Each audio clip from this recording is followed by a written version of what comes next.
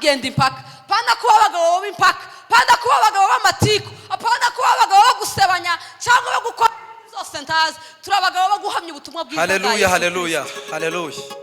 Mwuka Wera yatugize abagabo bo guhamya ibyo bya Yesu, apana abagabo nk'abo bose navuze mbere.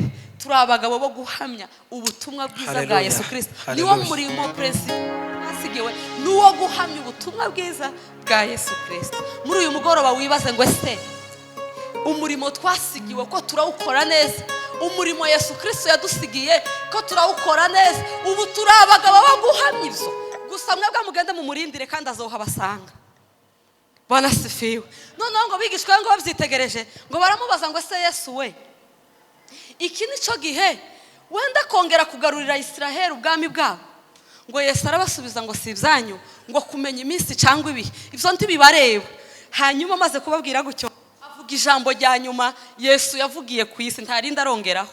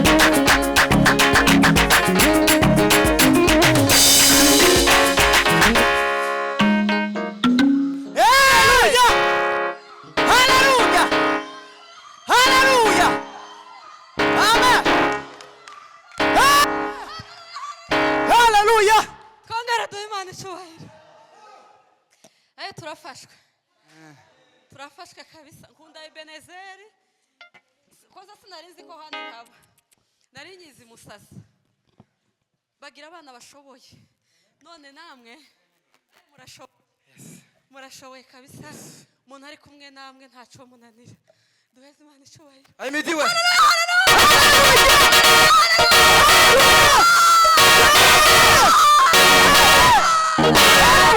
amen Mana bahumugisha nimwicare haleluya mwanya kuragenda burije abavyeyi bakeneye gutaha ngo basange abana harimo n'abataha kure kugira batahire dushimye Imana yo yaduhaye Yesu Kristo ihabwa icubahiro ndabiyegereza mwebwe mwese kugira ngo tubashe kubana mu mwanya w'ijambo ry'Imana twese hamwe dutegera icyo Imana yashatse kutubwira habe naje ubwanje simpaye nkimenya turaza kukimenyera hamwe twese hano duhe Imana icubahiro ahimidiwe kuganira ijambo umwanya muto cyangwa munini biva Imana iza gutanga ijambo rivuga ngo akamaro ka Mwuka Wera mu mutima w'umukristo akamaro ka Mwuka Wera mu mukristo akamaro ku Mwuka Wera ko kurindinga twakiriye Mwuka Wera adufitiye akahe kamaro niki Mwuka Wera hayakora muri twe nyuma yo kumwakira nibiki bihaye biberaho aho twamwakiririye Bwana sifiwe kamaro ka Mwuka Wera mu mutima w'umukristo ico Mwuka Wera amaze mu muntu ico Mwuka Wera tumariye twebwe nk'abakristo nico tugiye kuganira subiye inyuma buke si mikoro nziza zivuga neza ko murabitunganya barabibabwiye kubuhagije kuri Pentecoste si Pentecoste ngiye kuvuga nk'uko bisanzwe turaganira ku mwuka gusa tubwira ngo mu isezerano rya kera Mwuka Wera ntiyabana n'abantu Mwuka Wera yari muri twe hari imirimo azakora Mwuka Wera yari muri twe hari ibikorwa azadufasha hari ibikorwa azakora muri twe kandi bikagenda neza Yesaya yaranditse ku gice cya 11 ndavyibuka ku murongo wa 2 avuga hejuru y'imyuka 7 igize umwuka umwe Yesaya avuga hejuru y'imyuka 7 igize umwuka umwe avuga hejuru y'umwuka w'ubwenge avuga hejuru y'umwuka w'ubumenyi umwuka wo guhishurirwa umwuka wo guca bugufi umwuka utanga inama nziza agenda avuga iyo myuka yose ariko iyo yose igizwe n'umwuka umwe urashobora kuba ufite umwuka w'ubwenge cyangwa umwuka w'ubumenyi cyangwa umwuka wo guca bugufi cyangwa umwuka wo guhishurirwa cyangwa umwuka w'imbaraga wigeze kumanukira umunsi umwe ngo yicagura abantu ngo ararunda ngo amara wenyine ngo aratangara ngo aravuga ngo ariko nono ngo kumbe ngo akasa y'indogobe ngo nibirundo akasa k'indogobe nibirundo nukubera akasa y'indogobe kavuyemo ibirundo nukubera ko hari hamanutse umwuka w'imbaraga nukuvuga umwuka w'imbaraga umanukiye ku kintu icyo ari cyo cyose runaka cokora ibirundo kubera ko hamanutse umwuka w'imbaraga Bwana sifiwe Safu nawe yigeze kumanukirwa n'umwuka w'ubwenge umunsi umwe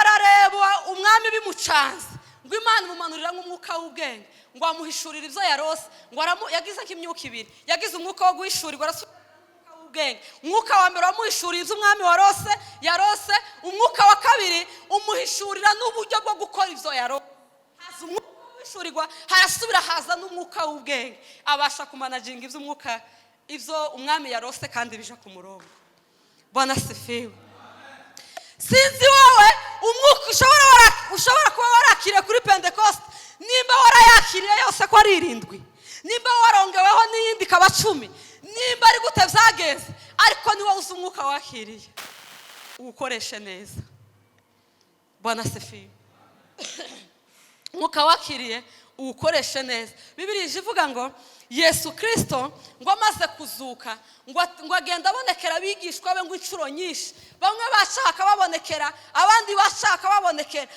uko bigenze kose akababonekera ngo amaze kubabonekera ngo arabatwara ngo igihe cyo kubavamo ngo kirangiye ngo abajana ku musozi wa Elayono ngo atangira kubaganiriza ngo ababwira ngo mugende Yerusalemu ngo muharindirire umwuka wera ngo uwo mwuka wera nabigishije n'ibyo nakoze azabibakoresha gusa mwebwe mugende mu murindire kandi azohabasanga. Bwana sifiwe. Noneho ngo bigishwa ngo babyitegereje ngo baramubaza ngo ese Yesu we iki nico gihe wenda kongera kugarurira Israel ubwami bwabo? Ngo Yesu arabasubiza ngo si ibyanyu ngo kumenya iminsi cyangwa ibihe ibyo ntibibareba. Hanyuma amaze kubabwira gutyo avuga ijambo rya nyuma Yesu yavugiye ku isi, ntarindi arongeraho. Arababwira ngo muzahabwa imbaraga umwuka wera manukira. Arababwira ngo muzaba abagabo bo kumpamya uhereye i Yerusalemu iwanyu, mwigirayo mugere ni Yudeya ndetse ngo mugere no ku mpera y'isi. Ngo amaze kuvuga ayo majambo Bibiliya ivuga ngo abashingukamo ngo bamurebe ukuntu agiye ngo igicu kiramubakingiriza. Niryo jambo rya nyuma Yesu yaseze avuze. Bwana sifiwe.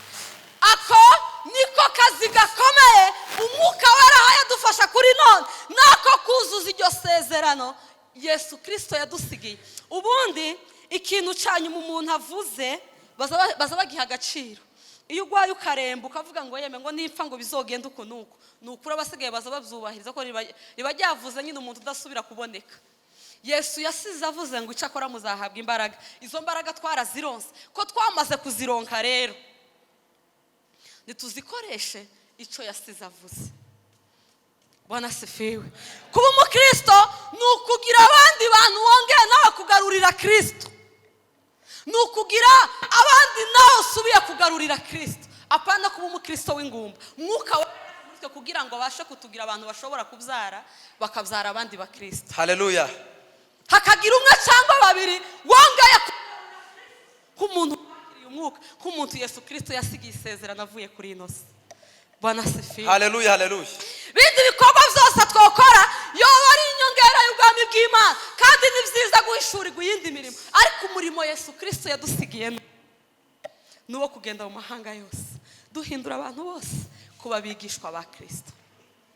Bwana sifiwe. Haleluya. Kintu cyambere ndabwira ibintu bike cyangwa byinshi sinzi bivanye n'umwanya, ariko ikintu cyambere mwuka wera azakora iyo amaze gushika muri twe, kuko yamaze kubibabwiraga gutyo umwuka araza namwe yarabaziye ndabizi. Kintu cyambere azakora muri twe ngo azaduha kwera imbuto nziza. Amen. Bigishwa munsi umwe baratakiwe ngo Yesu amaze kubabwira ibintu ngo arababwira ngo mu gihe cy'imperuka ngo hazoza abandi bigisha, bamwe bakora ibitangaza, abandi bahanura, baremura ibimuga, abandi baheza impumyi guhumuka, bazokora ibitangaza birenze. Ariko tibazoba bakoreshwa n'uwo mwuka, tibazoba bakoreshwa n'Imana, tibazoba bakoreshwa naje Yesu Kristo. Ibizoba bakoresha ni ibyabo si ibyacu. Abigishwa ngo baramubaza ngo ese Yesu we none abo bantu tuzobamenya gute? Ko nabo bazoba bakora ibitangaza, ko nabo bazoba bahanura, ko nabo bazoba bakora ibyo byose uvuze, tuzobamenya gute? Niki kizotuma tubatandukanya n'abandi? Yesu ngo arababwira ngo nta kindi kizotuma mubatandukanya, ngo muzobarebere ku mbuto bera. Kubera ko Satani nukuri yohanura, yo gukoresha ugahanura, yo gukoresha ugahumura impumyi, yo gukoresha ugahagurutsa ibimuga, yo gukoresha ugakora ibitangaza, ariko nta munsi Satani azogukoresha ngo were imbuto nziza. Cyo ntaza gishobora. Yo gukoresha ukaguruka ugasohoka muno ukagenda, yo gukoresha tugatangara muno, ariko nta munsi numwe azogukoresha ngo numara wera imirimo y'imbuto nziza. Nta munsi numwe Satani azogukoresha imirimo myiza. Satani tazogukoresha imirimo myiza. Nicyo rero kizotuma tumenya neza ko umwuka ufite ari uw'Imana cyangwa ari uwa Satani, kubera ko uw'Imana uzuduhesha kwera.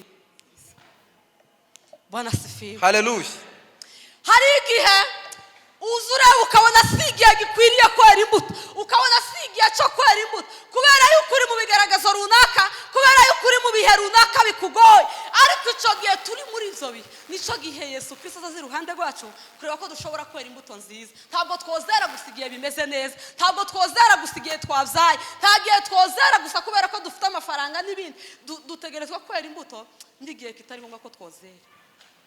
Bibiliya itubwira ngo umunsi umwe Yesu Kristo ngo yagize inzara yagenda n'abigishwa biwe ngo arangiza igiti cy'imbuto nyine, naringiye kuvuga ikibyamwe ikirundi cyarambaza, ngo abona igiti cy'imbuto, ngo noneho ngo aravuga ngo reka gisange, ngo aje kugisoroma imbuto ngo arebe ko yoshiriza, ngo imbere ngo asanga cya giti nta mbuto gifite.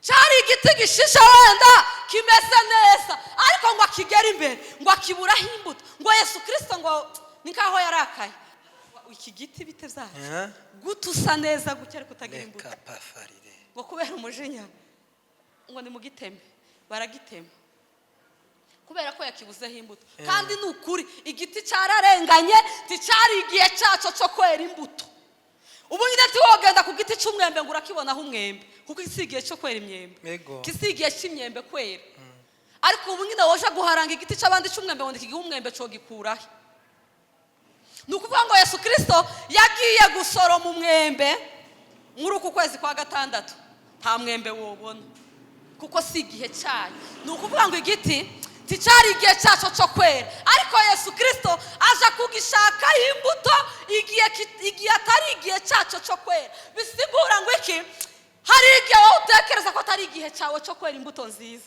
ariko ico gihe uhaye ubitekereza nyine nico gihe Yesu ari iruhande rwawe kugira ngo arebe ko wokwera imbuto. Amen. Mu gihe waranganyijwe, mu gihe wasuzuguwe, mu gihe wabeshawe, mu gihe hari hagaze umwanya wawe mwiza wo kwisigura, nico gihe Yesu Kristo azaza iruhande rwawe kugira ngo arebe ko wokwera imbuto no muri uwo mwanya nawe. Mwanya bakurenganyije kuri bise wari imbere akareba ko wokwihangana ntuhatukanire. Mu mwanya wari kurenganywa ku kintu runaka kandi ubona ko gifitiye isheriya, ubona ko ari uburenganzira bwawe, ariko akaza akareba ko muri uko kurengana kwawe woherera imbuto tuhacafurire. Ndakumenyesha neza igihe uhawumva ko kitari igihe cyawe cyo kwera imbuto, nico gihe Yesu azaza gushaka imbuto. Igihe uhawumva ko atari igihe cyiza cyo kwerera abandi imbuto, nico gihe Yesu Kristo azaza gushakaho imbuto. Cyage wowe uhaye utekeza ngo nukuri ngo nabo byumva ko nguko byagenze gushe ngo nukuri bongaya ngo bamenye ngo ibyabaye ngo ntibongaye, ico gihe nyine aba araho yaje gushaka imbuto. Sinzi ko muhaye muri. Hallelujah. Duhe Imana icyubahiro. Ahimidiwe Yesu. Hallelujah, hallelujah. Biravuga ngo bazobarenganya babampora, babahora izina ryanje. Ico aye bakurenganya baguhora izina rya Yesu Kristo, nico gihe aba araho kugira ngo arebe ko wera imbuto. Mu gihe cyari igihe cyiza cyawe cyo gusakuza kugira ngo ushake uburenganzira bwawe, kugira ngo urebe ko wokwirenganura, nico gihe Yesu aba yaje gushaka imbuto. Tugomba kwera imbuto mu gihe bishoboka no mu gihe bidashoboka, tukera imbuto kubera ko turi abakristo. Kamera ukarenganywa cyangwa ugakora bikagenda uko vyokagenza, ariko ukera imbuto mu gihe cyawe kugira ngo Yesu nakuzaho ye kukuburaho imbuto. Hallelujah. Bwana asifiwe. Amen.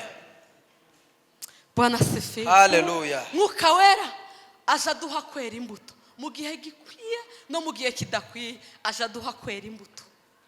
Cyakabiri, mwuka wera azakora mu buzima bwawe, aza duheza impano, kandi iyo mwuka wera duhaye impano ntabwo abaziduhaye ngo zidufashe twebwe ubwacu, ahubwo no kugira ngo zifashe abandi. Nimba mwuka wera yaguhaye kumenya kubwiriza, haguruka uje kubwiriza batarabwirizwa kugira ngo bunge Kristo. Niba mwuka wera yaraguhaye kuririmba, uririmbe bikore ku mutima w'Imana, uririmbe bikore ku mupagano uri muntu kugira ngo yongera agarurigwe Kristo. Niba warahawe impano runaka, uyikoreshe kugira ngo hagire uwishobora gufasha, apana kugufasha wewe. Munishere ririmbye ngo kama ni kuimba na shetana naimba, kama ni kucheza naye anacheza, kama ni kufunga yeye hali, ariko nubwo bimeze gutyo ubiririmba ubikuye ku mutima kubera ko ari impano wahawe n'Imana kugira ngo hagire umwe cyangwa babiri wongera kugarurira Kristo. Ubikore kubw'inyungu z'Imana, apana kubw'inyungu zawe. Oh, hallelujah. Ubikore kubw'inyungu z'Imana. Yapana Imana yaguhaye uyikora kubw'inyungu z'Imana, apana kubw'inyungu zawe bwite. Mwuka wera iyo ari muri twebwe azaduha impano z'umwuka wera tukazikoresha. Bibiliya ivuga ngo bamwe yabahaye kuba barimu, abandi baha kuba bahanuzi, abandi baheza kuba bavuga butumwa bwiza, abandi genda ibaha imirimo irayigabura. Hari uwo nawe warose, uwo murimo umwe warose cyangwa ibiri uyikoreshe kubw'inyungu z'umurimo w'Imana, apana kubw'inyungu zawe bwite.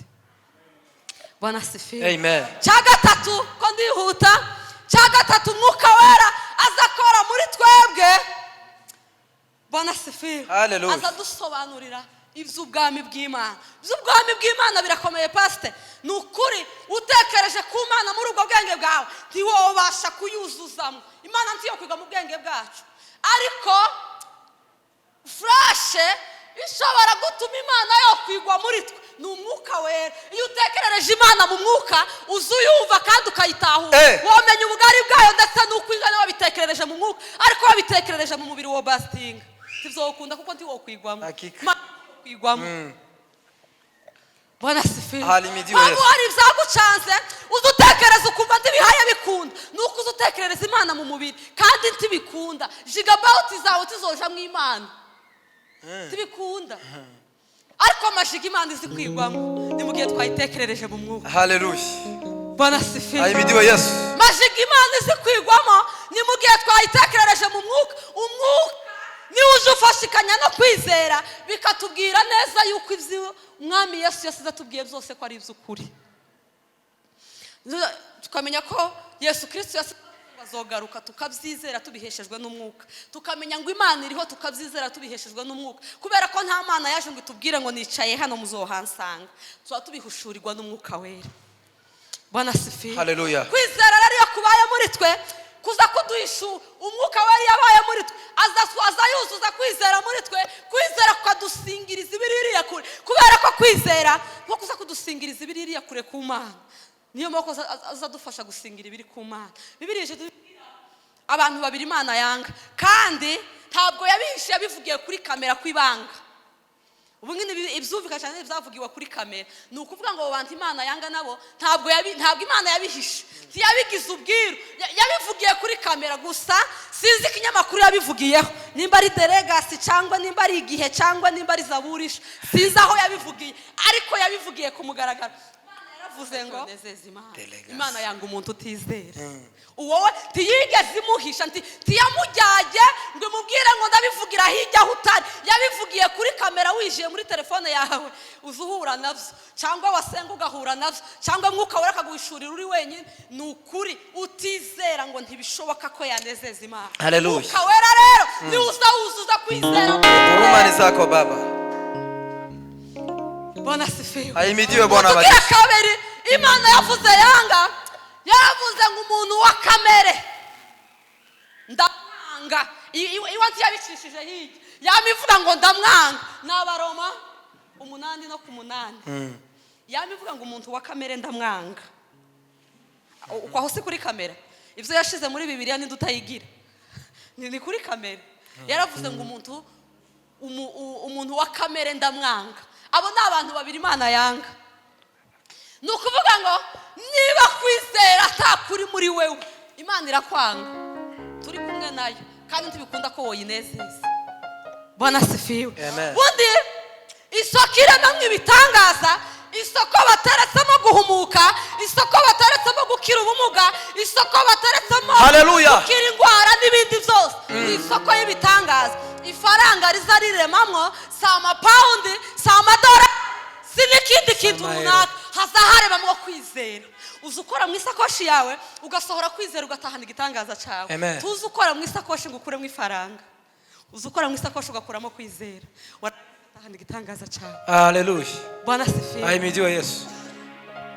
Niba ushaka gukira indwara, si ifaranga wokora mu isakame ngo uduwe tugusengera ukira indwara. Haya na Yesu Kristo ubwiwe yarabivuze, aravuga ngo kwizera kwawe kuragukijije. Uwasengeye wese kwizera kwawe, apana ifaranga zawe, apana amapawundi cyangwa amadolari. Kwizera kwawe kuragukijije. Ni ukuvuga ngo isoko iremamwo ibitangaza, amafaranga yiremamwo no kwizera. Niba ukeneye igitangaza cyawe, zamura kwizera muri wewe, uratahana igitangaza cyawe muri wewe. Bwana sifiwe. Haleluya. Ubwo ngo yigeze kwegera Petero ngo abonye ibitangaza hayakora, uramubwira ngo ariko aruguba tidore hano nazanye ifaranga hano, umva kuri uwo mwuka. Dore nazizanye ntabwo ari ku ideni zirana mu gikondorero, umva kuri uwo mwuka Pete. Jewe nageze nkora ubukonikoni bwanje, nageze mfundika utwo mfunditse, ariko ibitangaza uhaye ukora bireza ivyanje. None dore nasanye ngutu dufaranga, umva kuri uwo mwuka wawe. Impano y'Imana ntigugwa amafaranga. Kugira ngo wakire igitangaza c'Imana uzamura kwizera gusa. Duheze Imana icyubahiro. Ahimidiwe. Haleluya. Mwuka wari ari muri twe azatwigisha. Mwuka ari iby'ukuri, akatwigisha Imana, akatwigisha kwizera, tukizera kugira ngo dusingire ibiri mu kuboko kw'Imana. Roho Mtakatifu. Bwana asifiwe. Haleluya. Hanyuma kindi gikurikira ni kigira kangahe? Ngira ni kane. Umwuka wera ni ingwate ku buzima bwacu. Yesu Kristo yadusigiye umwuka wera nk'ingwate. Ngwate muri abanyamurenge murayizi, no yigereranya niki kiguzi, bano cyita ikiguzi. Ni ikintu yadusigiye, umunsi tuzoshika imbere y'Imana tuzomusingiriza mwuka wera yadusigiye, n'abadusingiriza ubugingo buhora. Mwuka wera ni ingwate ku buzima bwacu. Mwuka wera ni ingwate ku buzima bwacu. Udafite mwuka wera no kugera mu ijuru ntibikoroheye, birakugoye. Wogenda sinzi aho wogarukira ariko ntiwoshika, kuko mwuka wera niyo ngwate twasigiwe kugira ngo tuzobashe kuyironkeraho ubugingo. Bwana asifiwe. Niba umuhungu yakunda umukobwa, yamara kumukunda agafata sibaza bayita kirayi, ya indi wasabwa ngo basenge inyana yayo ni iyihe?